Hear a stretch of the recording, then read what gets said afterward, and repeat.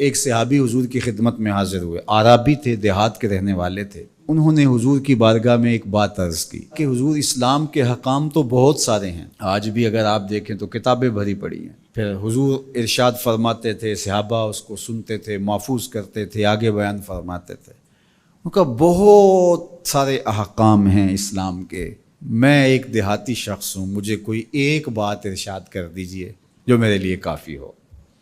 تو آقا کریم نے اس شخص کو ایک بات ارشاد کی، فرمایا کہ ان تموتا ولسانک رطب من ذکر اللہ، تو اس حالت میں فوت ہو کہ تیری زبان اللہ کے ذکر سے تر ہو۔ 100 باتوں کی ایک بات ارشاد فرما دی، ان تموتا ولسانک رطب من ذکر اللہ، تو اس حالت میں انتقال کرے کہ تیری زبان اللہ کے ذکر سے تر ہو۔ میں اور آپ اپنی زندگی اس طرح سے گزاریں کہ موت اچانک آئے یا تبھی موت آئے، جس حالت میں بھی ہمیں موت آئے تو ہماری زبان عادی ہو اللہ کے ذکر کی، ادھر سے سانس ٹوٹ رہی ہو اور ادھر لبوں پر اللہ کا نام جاری ہو۔ جس شخص کا آخری کلمہ لا الہ الا اللہ ہوا، اللہ اس کو جنت میں داخل فرماتا ہے۔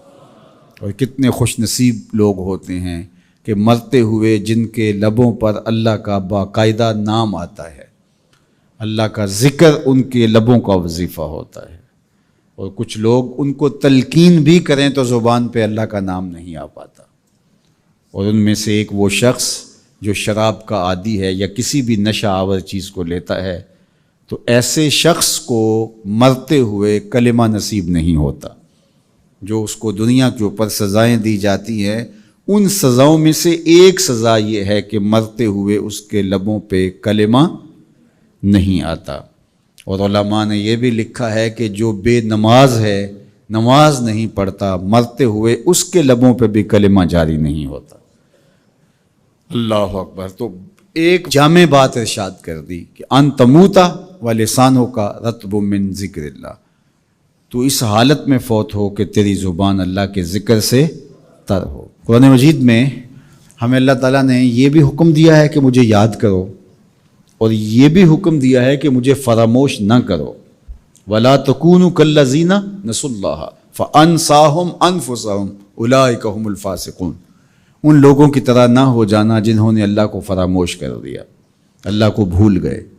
جب کوئی خدا کو بھول گیا تو خدا پھر اس کو فراموش کر دیتا ہے، اور اس کی سزا کیا ہے کہ وہ خود فراموشی کا شکار ہو جاتا ہے، وہ اپنے آپ سے بھی آگاہ نہیں رہتا۔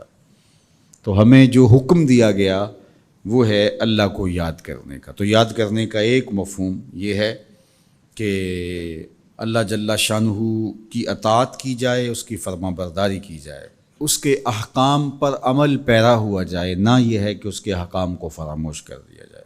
یقول اللہ تبارک و تعالی، اللہ جل شانہ خود ارشاد فرماتا ہے، یہ حدیث قدسی ہے، فیما یروی عن ربہ، جو حضور اپنے رب سے روایت کرتے ہیں۔ اللہ جل شانہ کیا ارشاد فرماتا ہے، سنیے، انا عند ظن عبدی بی، میرا بندہ میرے بارے جو گمان کرتا ہے میں ایسے ہی معاملہ کرتا ہوں، یعنی بندے کو میرے سے جو گمان ہے تو میں اس کے مطابق معاملت فرماتا ہوں۔ وَأَنَا مَعَهُ إِذَا ذَكَرَنِي، اور جب وہ مجھے یاد کرتا ہے میں اس کے ساتھ ہی ہوتا ہوں۔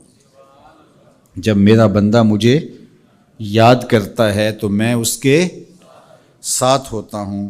فَإِذَا ذَكَرَنِي فِي نَفْسِهِ ذَكَرْتُهُ فِي نَفْسِي، جب وہ مجھے اپنے دل میں یاد کرتا ہے تو میں بھی اسے اکیلے یاد کرتا ہوں۔ کتنی بڑی بات ہے کہ کسی کو رب یاد کرے، اللہ اکبر۔ کہا جب وہ اکیلے مجھے یاد کرتا ہے تو میں بھی اس کو اکیلے یاد کرتا ہوں۔ وَإِن ذَكَرَنِي فِي مَلَئٍ ذَكَرْتُهُ فِي مَلَئٍ خَيْرٍ مِّنْهُمْ، اگر وہ مجھے مجمع میں یاد کرتا ہے، لوگوں کے ہجوم میں یاد کرتا ہے، تو میں بھی اسے مجمع میں یاد کرتا ہوں جو اس مجمع سے بہتر ہے، اس اجتماع سے بہتر ہے۔ یہاں نیک بد گناہ گار سارے طرح کے لوگ ہیں، لیکن میں فرشتوں کے اجتماع میں یاد کرتا ہوں۔ اللہ اکبر۔ کیا منظر ہوتا ہوگا کہ جب اللہ فرشتوں میں کسی بندے کو یاد فرما رہا ہو، اللہ اکبر۔ اور ایک حدیث میں جو ہے وہ اس کے پھر آگے لفظ جو ہے یہ ہیں، میرا بندہ میری طرف اگر ایک بالشت چل کے آتا ہے تو میں ایک ذرا آتا ہوں، اور میرا بندہ میری طرف اگر 1 قدم آتا ہے 70 قدم آتا ہوں، اور اگر میرا بندہ میری طرف چل کر آتا ہے اتیت ہو ہر والا، میری رحمتیں دوڑ کے استقبال کرتی. اللہ اکبر. تو کتنی کرم نوازی ہوتی ہے جو اس کو یاد کرتا ہے. تو یاد کا چراغ کبھی بھی بجھنا نہیں چاہیے.